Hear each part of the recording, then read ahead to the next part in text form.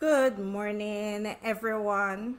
I am waiting just 1 minute and then we will begin.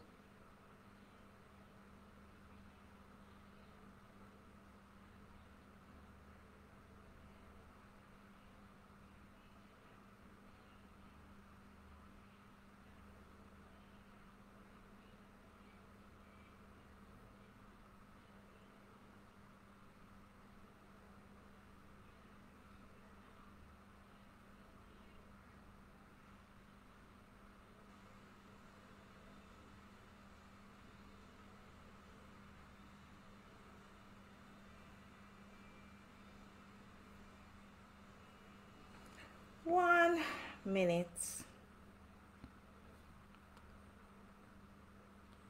So, hi to everyone. How are you doing? How are you? And while you're answering how you're doing, it would be awesome if I can know which country you're from. If you're from Jamaica or you're from any other country, that would be awesome.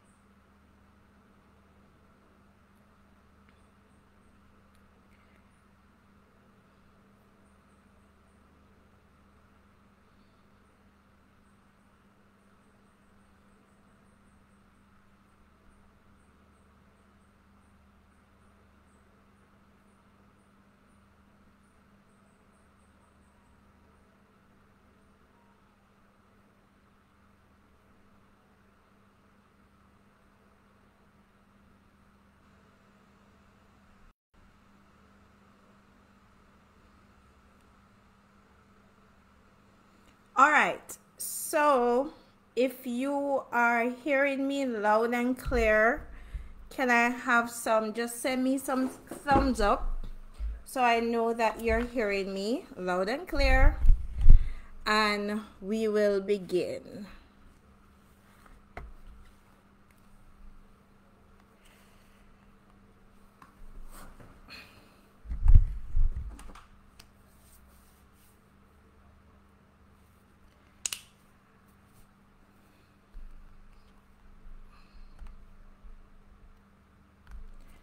All right, so today I love to begin with saying that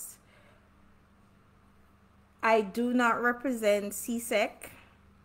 I am a teacher, author, blogger. That is my role here. I see someone is indicating that they are hearing me loud and clear. So today we want to explore the English A Paper 1. And today's session is just going through what comprises the Paper 1. So we're going to talk briefly about some updates with regard to the exam. And then we're going to go into the layout of the Paper 1. And then we're going to look at a sample Paper 1. And we're going to tie up the discussion.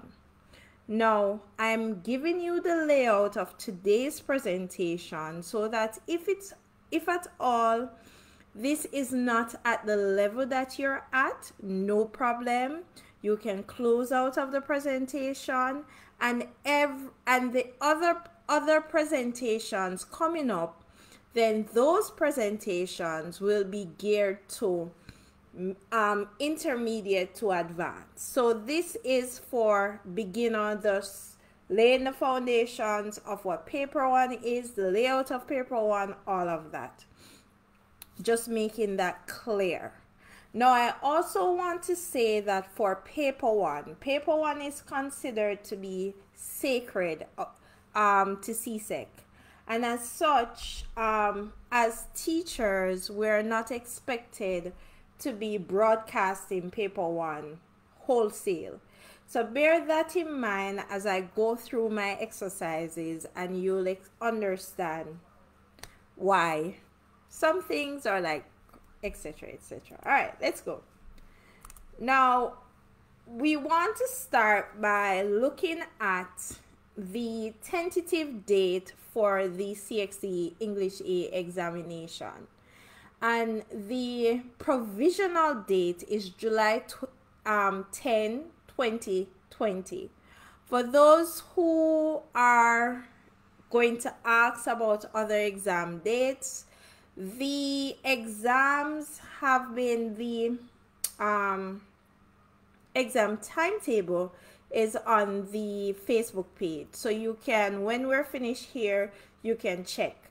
Now, with that said, I have to say to you that this is a provisional date, so it therefore means that based on everything that's going on with COVID-19, the date might change. So provisional means that it is subject to change. So bear that in mind. If there are any changes, I'm sure we will hear announcements. They'll share it here. Now, what does that mean? It means that there will only be paper 1, and I'm talking about exam changes, which means that there will be no paper 2. It means that the possibility of e-testing is on the table.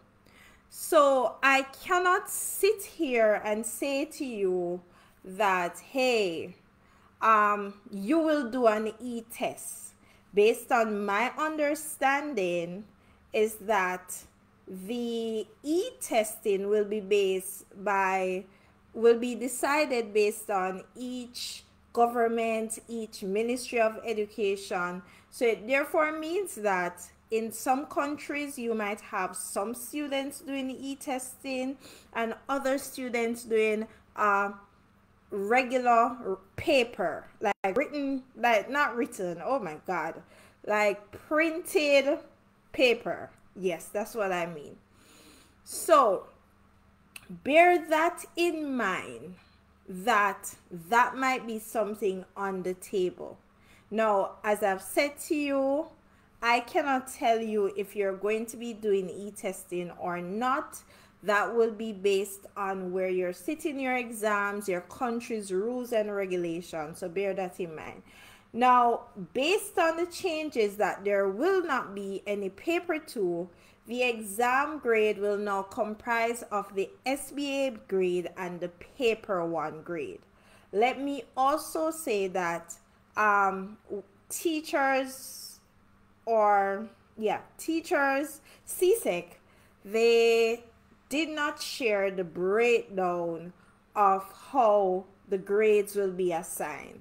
So we're not sure. And to be honest, don't worry about it. All right. Now, going back for a second, if it is that you are a private candidate, then your grade will comprise of paper 1 and the paper 3. And I want you to know that paper 3 is still on the table. So the paper 3 is still on the table for private candidates because that is in line with an SBA grade. And since you do not have an SBA grade, then paper 3 will work for you. Now, going into the layout, we know that paper 1 is 1 hour and 30 minutes. It is worth 29%. And once again, all of this information can be found in the syllabus.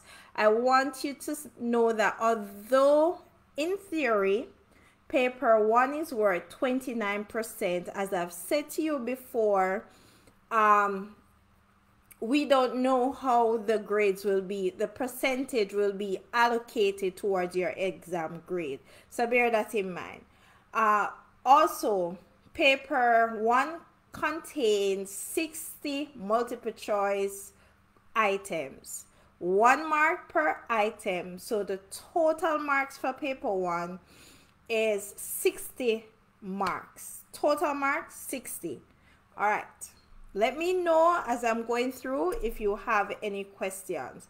So let us look at a breakdown of section 1, section 2.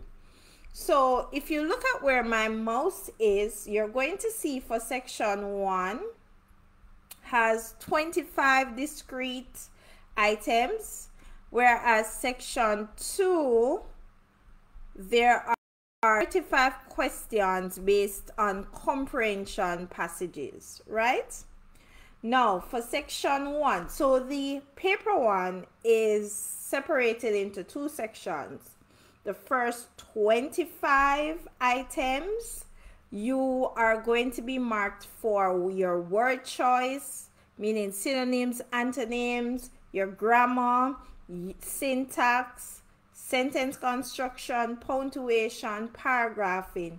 The items in that section they're designed, to grade you on these points, and we're going to go through that.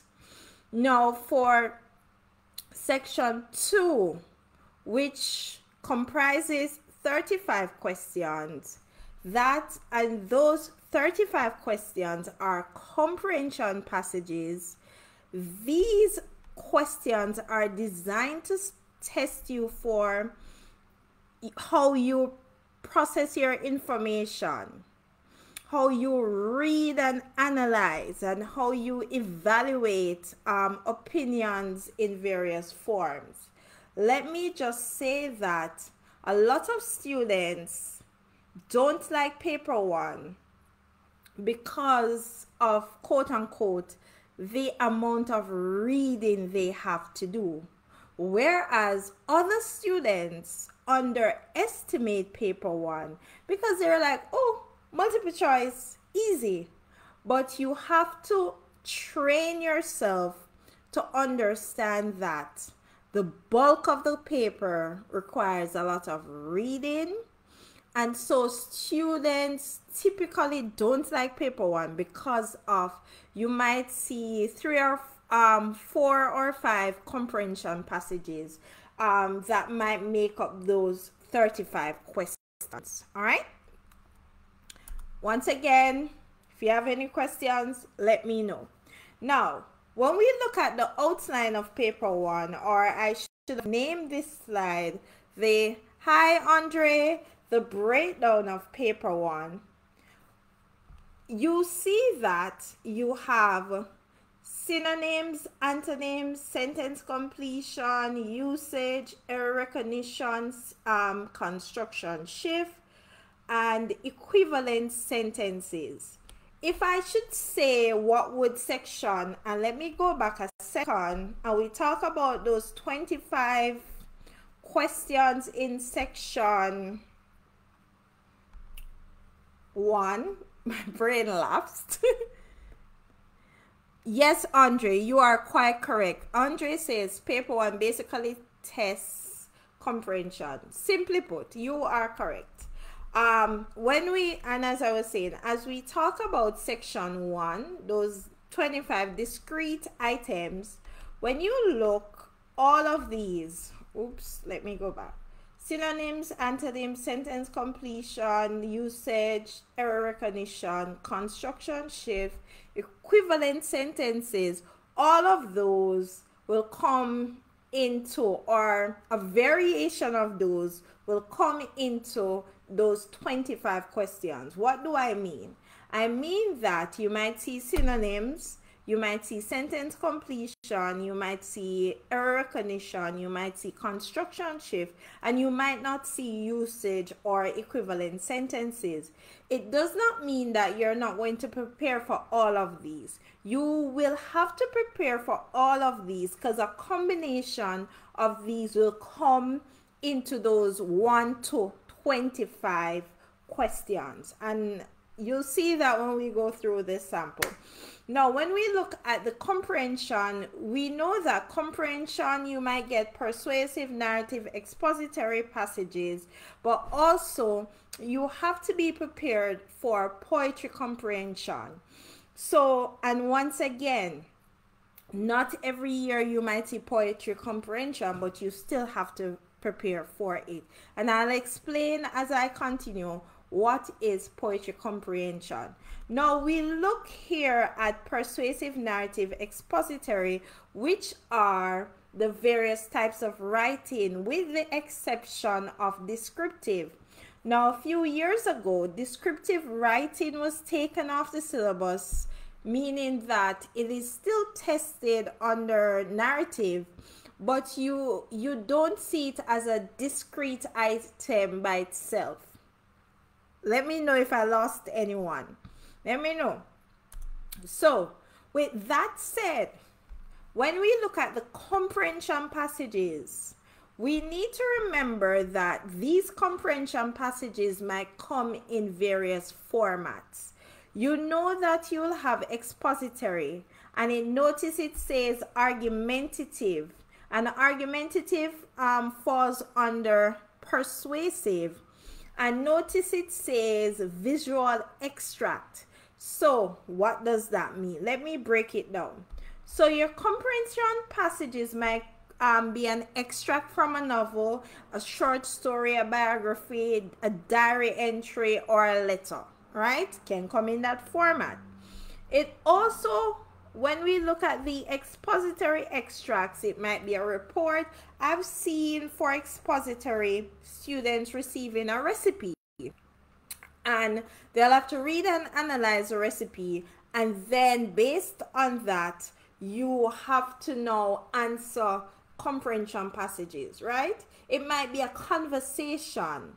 It might be a dialogue, meaning you have speaker A, speaker B, and you have, so when you say transcript of a conversation, that might be it. It might be a newspaper article. It might be for persuasive, and we have seen this a lot. Might be an advertisement, a speech, a letter to the editor. These we have seen a lot. When we talk about visual extracts, you might get tables, diagrams, maps. Here says cartoon, and when we talk about cartoon, I am trying to see if I've seen an example of cartoon. I have not, but when we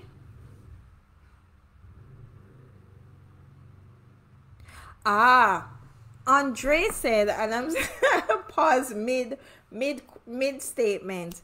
Andre said that once he came across a paper with a map of a location followed by questions.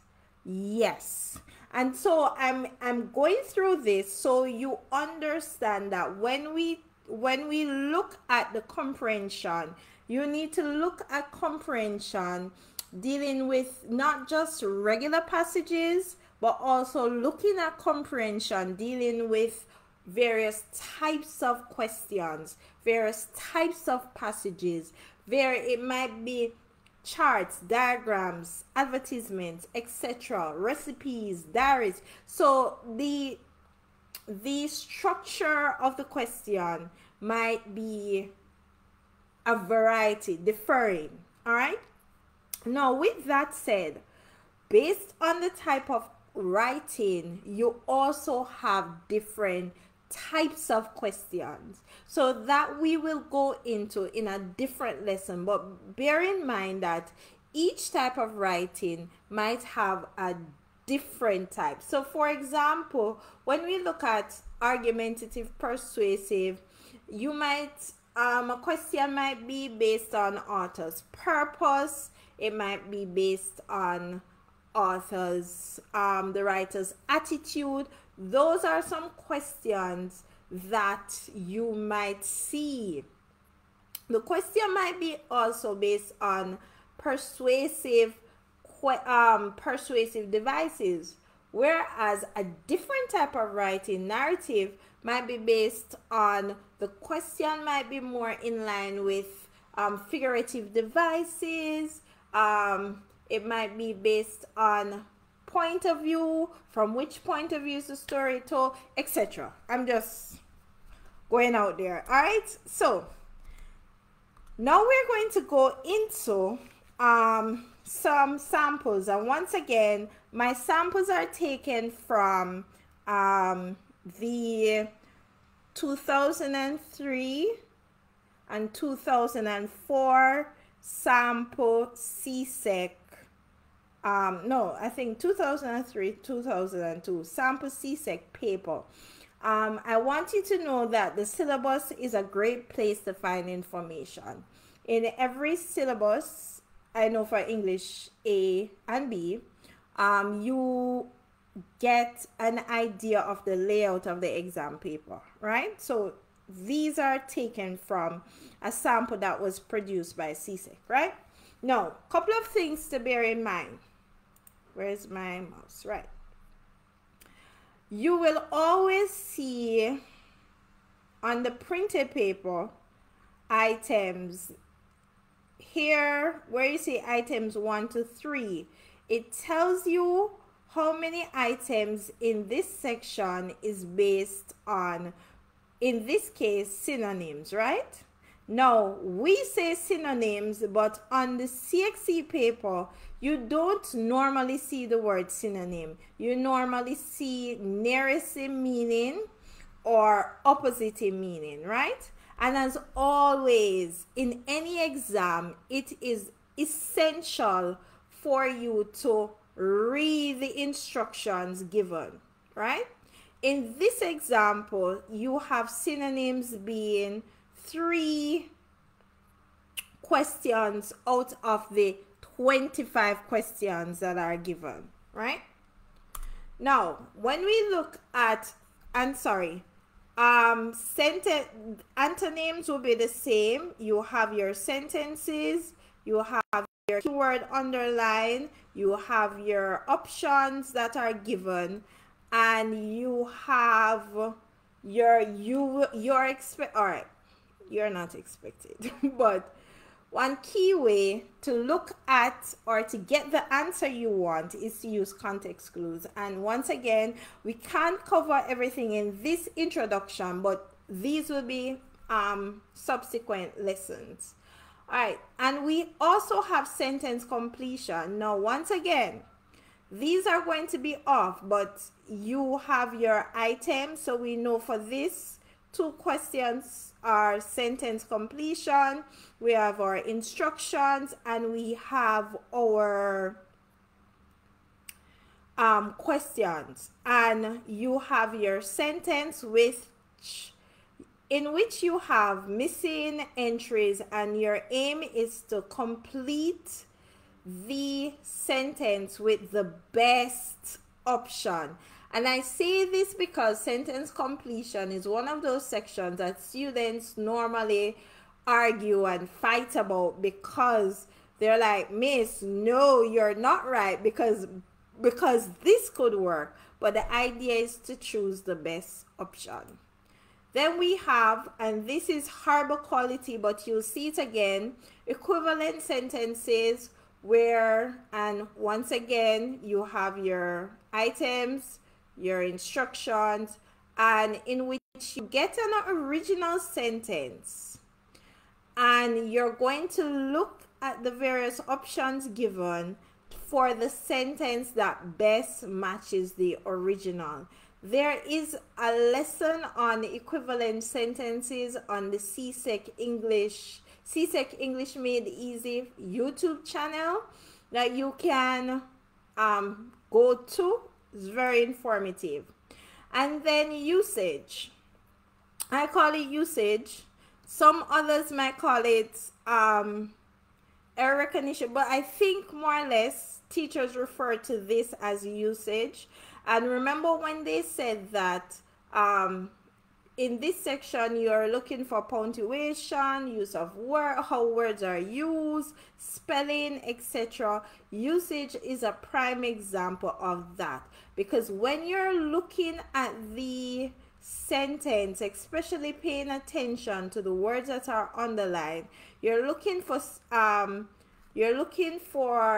spelling errors, you're looking for whether there's a subject-verb agreement error, you're looking for is it the right word that is used, you're looking for whether it's the past tense or the tense is wrong, you're looking if and I'm about to say punctuation, but in this example, there is none. So when you're looking at usage, you're looking at it and you're trying to decode what exactly, if anything, is wrong with the sentence, paying attention to the words that are underlined.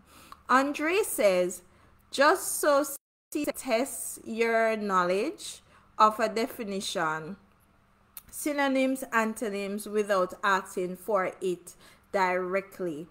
Exactly, Andre. I could just give you pop, as Jamaicans say, pop your color. You're going on. Andre is quite right. Equivalent sentences can be tricky. Read very carefully, reread as much as you need. And that is why when you get your 1.5 hours, it is, yes, you're going to be paying attention to your time, but you have to be strategic, because for this paper, you have to read and process. And there are times when you have to leave something, make note of that section, continue and come back. Can't. Excellent points, Andre. All right, and then the pièce de résistance. When I was in high school, guys, I absolutely did not like error recognition. I call it error recognition. If you call it something else, please leave a comment. But this one is one that students despise. And I'm going to do a lesson on this. So look out for this. I'll post when it is up. Now, error recognition is something that students despise. But before I go into why, I want to make note of this. This ABCD, based on CSEC, has been changed. So there's changes to this. When we look at the sample exam outline based on the syllabus, you'll see the changes. So in your respective textbooks, you'll see it structured like this. But when you go into the exam, this is why it's very crucial for you to read the instructions, because sometimes when we practice, we think we know how something should be done. So I've had students who have gone in and said, Miss, I almost missed that these were changed, and if I didn't read the instructions, I would have got it wrong, because in my practice, it is A is for repetitive, redundancies, etc., and the list goes on, right? So bear that in mind. Always read the instructions. Next, I want to point out to you that to do this one, you have to learn a lot of other things. So you have to know what is, or I should say, what are cliches, and misused metaphors can also be referred to as mixed metaphors. And I'm not going to do our error recognition class now, but bear that in mind. You also need to know what are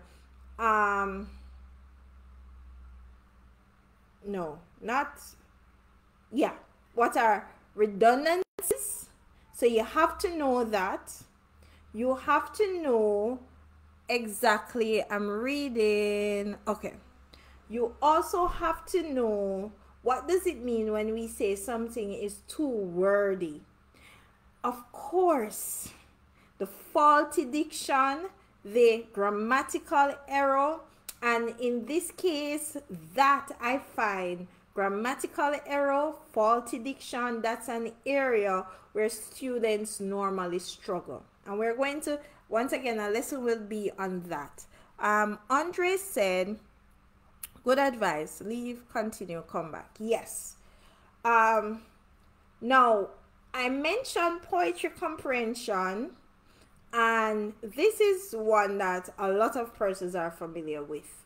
So you are given a poem and then you are expected to analyze the poem and then answer the questions. Now in this video, I'm not going to go into too many tips as to how to do paper one, because I'm going to do another video on that.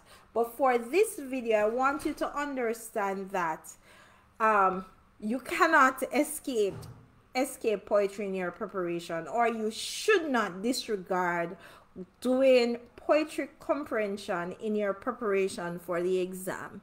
Once again, it might not come on the exam, but because it is an area where a number of persons struggle, you have to prepare using poetry for poetry comprehension. Now, I'm now going to go to, let me go, oh, wrong thing. I'm now going to go to, let me make this bigger, to an actual paper one.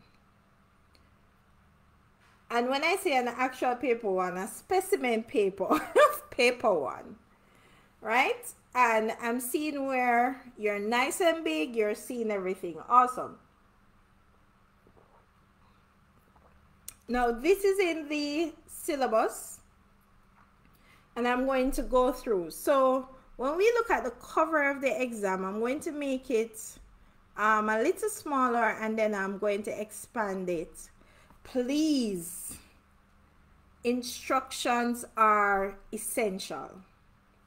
Reading your instructions are essential, right? A lot of what we have covered already, it's right here, and making it a little bigger so you have your cover page. And then notice once again, items 1 to 5, you have your antonyms. We don't see the word antonyms on the paper. It's opposite in meaning, but we know what it means. And you have to be careful because students normally confuse antonyms and synonyms. Be careful. Antonyms, opposite. Synonyms, similar. And so you have to be mindful, because normally in the options that are given, they tend to throw a synonym in there, a word that is similar in meaning. And then if you're not careful, then you will pick that word and get it wrong. All right? So, and I'm going to look at number 2 for what I mean. So barren means that it's a land that's infertile. You know, things cannot grow on it.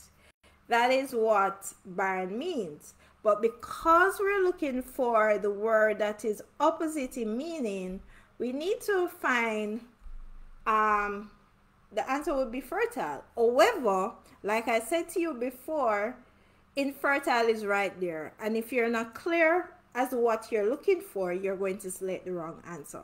But once again, this lesson is to go through the makeup of the paper. So then we have our nearest in meaning. And when we say nearest in meaning, this is what we call our equivalent sentences. And Andre said something that's very important. Andre, taking it to you, Andre, said that it is sometimes tricky. And you are quite right. It is so tricky when it comes to equivalent sentences. And you have to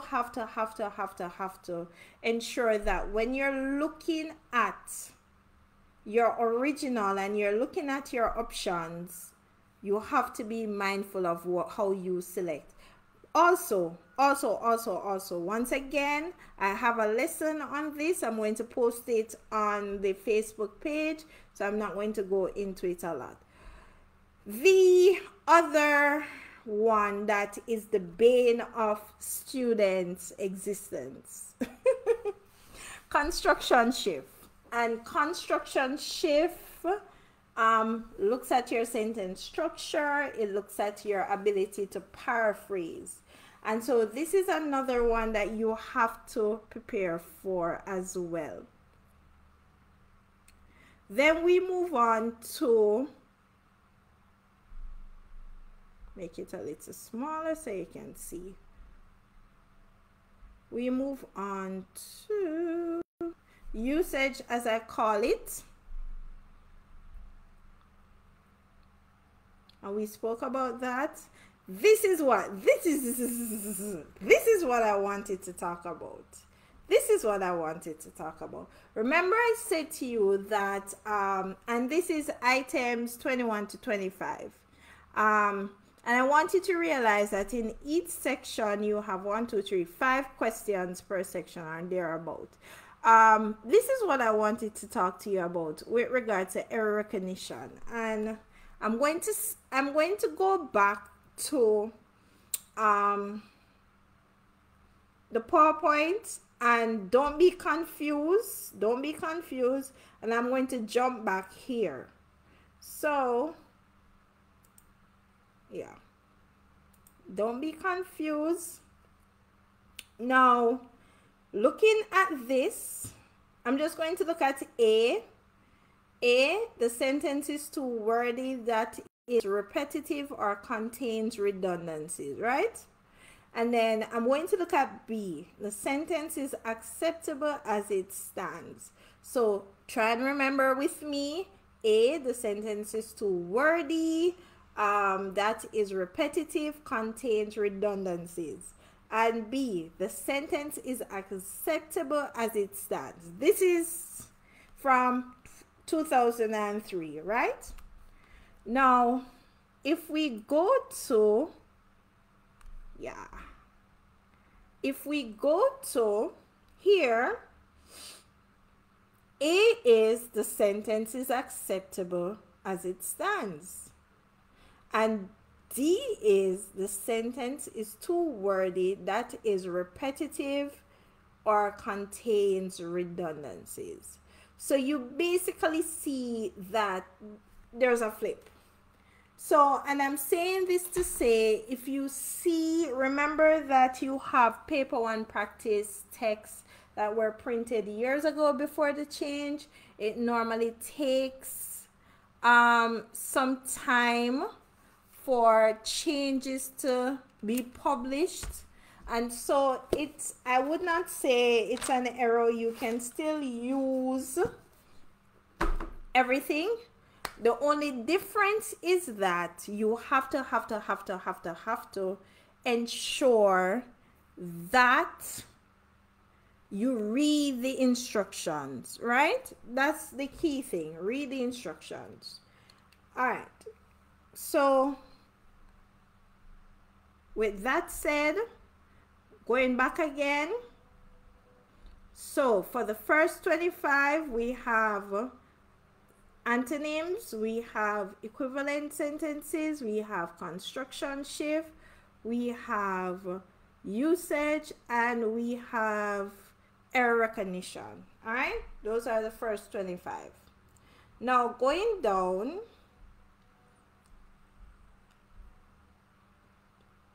that's it for the first section of the paper. Second section would be your comprehension, will be the next 35 questions. And for this example, you have your poetry comprehension, you have another comprehension passage, and we're not going to read it, but can you tell me what you think? What type of writing do you think this is? Somebody, anybody?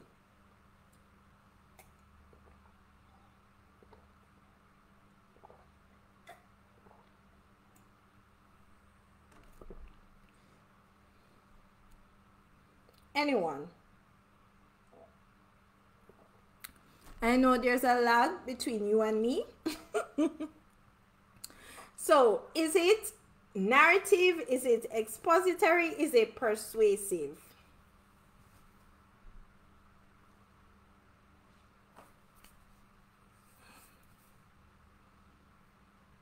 Let me know.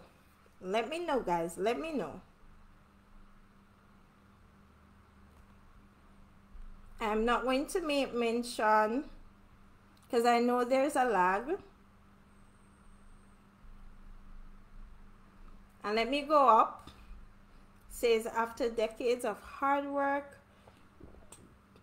2016 was the year Richie Spice joined the top tier of international reggae artists. Who can forget the soundtrack Brown Skin, its infectious lyric and heavy rotation of the island? Yeah. Andre, A+++. And I asked that question because at first glance, this might seem like a narrative passage, but it is in fact expository because it's given Nina J. It's given excellent. It's given information, providing information. And when we look at expository writing, you see that the questions, what is the purpose of this passage? Now, when we look at 39, it's a key to know the type of writing because it's expository, we know straight off the bat that the purpose of the passage would be to inform. All right?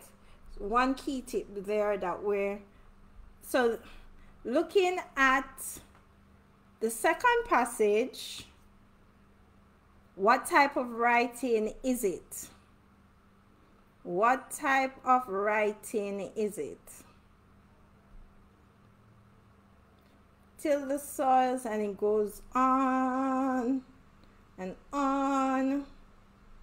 What type of writing? And I'm skipping through a little quickly. I'm skipping through a lot more quickly.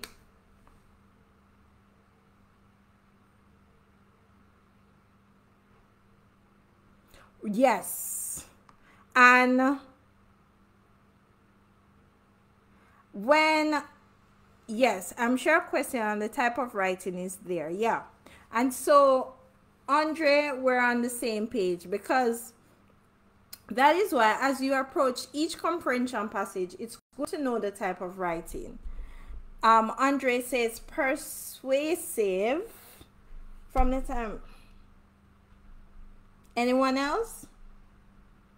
Man always had certain tools to help him conquer nature. As knowledge progressed over the centuries, so man developed more and more devices. Are you sure you want to keep your response, Andre? The corn, the soil. The art of painting was discovered. Look at the progression of the passage. Anyone else? Look at the progression. Industry, which is name given for. Look at the progression of the passage.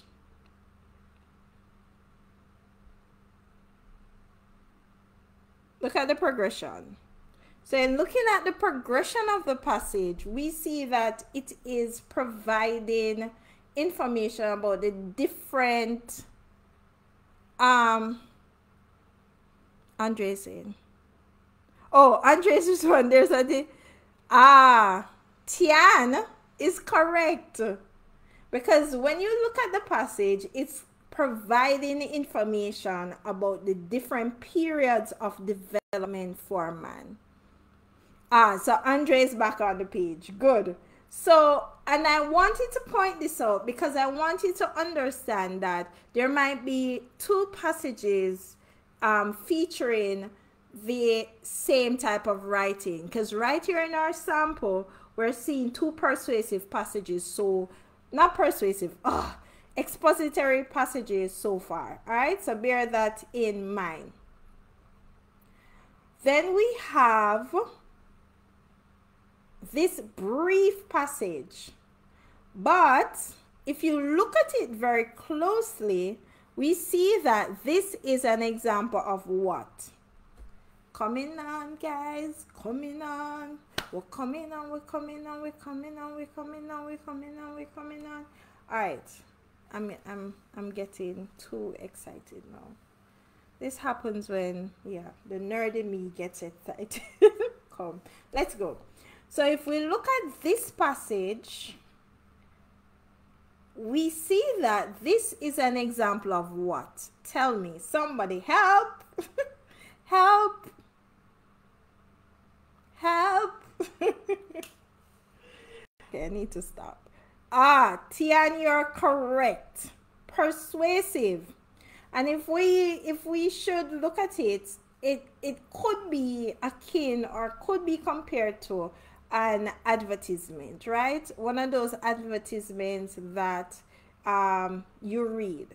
I remember going off track.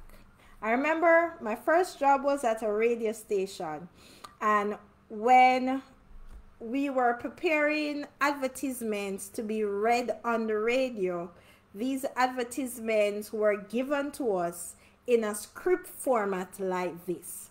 So excellent, excellent, excellent job. Once again, I'm not going to go into the types of questions yet because we're going to talk about that in another lesson. All right.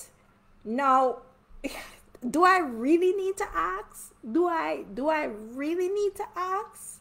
Do I really need to ask what type of writing this is? I don't need to ask, right? I don't need to ask. I don't, right? Tell me, just tell me. I'm not going to ask. Just tell me. And the key is right there before you. Just tell me. Somebody put me out of my misery.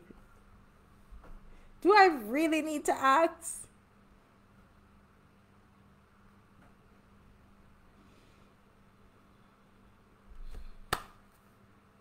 Come on, guys. Somebody put me out of my misery. Dixon. First one in. Awesome. Persuasive. Tian said, no, you don't need to ask. Persuasive. Awesome.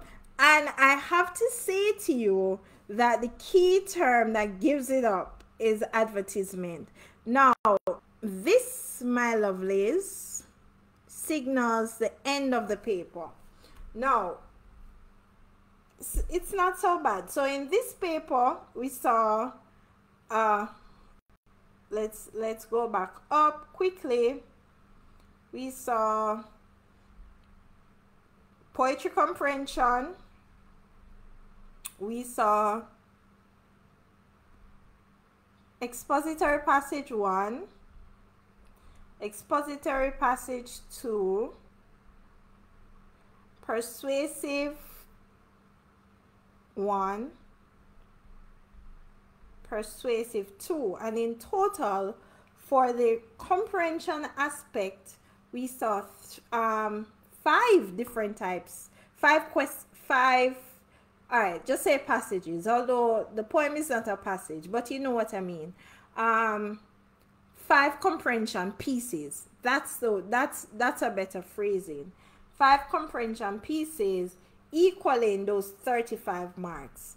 Now, let me, as I wrap up, let's go back to my PowerPoint. Here. I think this is the one I want to go to. Here. So,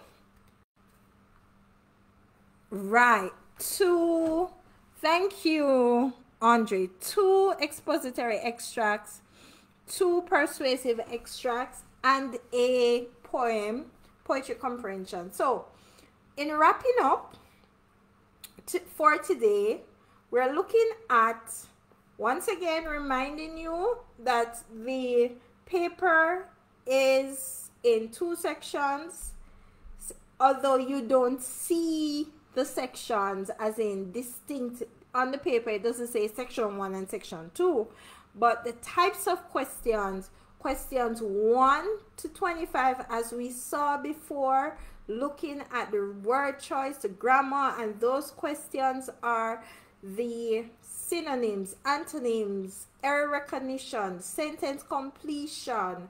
What else, guys? What else? Did I leave out anything?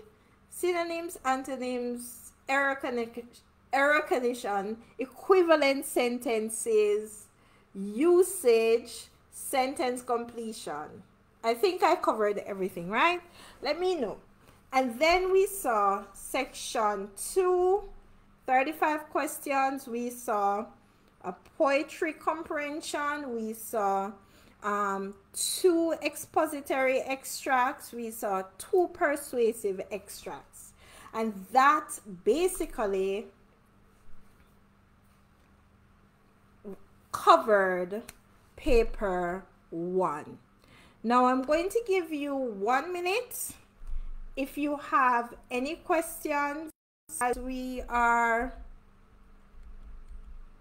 Andre, spelling comes under usage. So you are correct. Spelling would come under usage.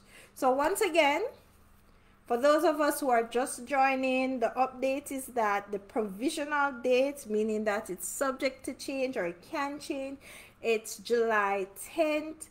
We are only doing paper 1, just a refresher. If you are doing, if you are a private candidate, then you will have to do paper 1 and paper 3. If you are a high school student who has done the SBA, your final grade will be the paper 1 and the SBA grade. Now, with that said, as we come to the end of today's lesson, the other lesson will be now on construction shift, because I don't have a lesson on that on my YouTube, and I'm going to be doing an error recognition lesson. We're going to be looking at the types of questions with regards to exam tips. I'm going to post exam tips on the Facebook page because I have that on the CSEC English Made Easy blog. I also have sample paper 1 activities on the CSEC English Made Easy blog that will be shared on the Facebook page. Now, if we don't have any questions, I want to thank you all for being here. Thank you all for participating, and thank you all for making it CSEC English Made Easy.